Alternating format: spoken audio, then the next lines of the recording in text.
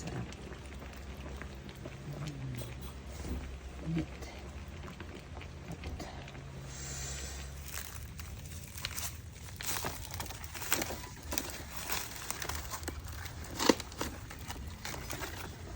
Kaya ditong 1 kilong isda. Lagyan lang natin ang dahon ng saging ng ating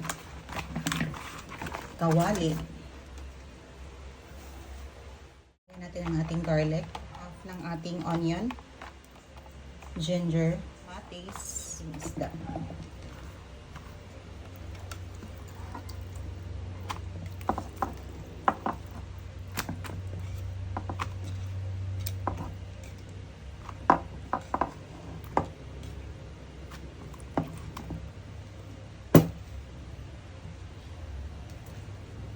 Lagyan natin ang ating onion.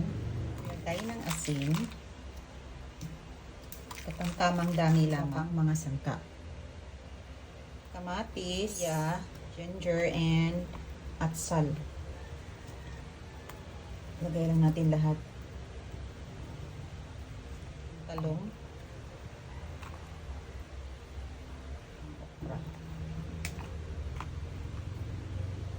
Ayan na. At tayo ng pampalasa, seasoning. Yung katamtamang dami lamang. This is optional. Sa hindi gusto, wag niyang lagyan. At ang ating suka ni Sarap Cooking. Ayan. May timpla na ito. Ayan. Lagay lang natin. So, ito na po ang ating suka. Ayan. May timpla na ito.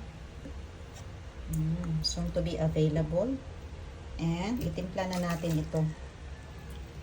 Kunti lang. Yung patang-tamang dami lamang. Wow, ang bango. And syempre ang ating patis. Lagyan natin. Katamtamang dami lamang na patis ang ating ilagay. Ayan. Ating tubig. Ayan, takpan ng dahon ng saging para mas mabango. Tapos ating lulutuin. Natin siya at lulutuin na natin.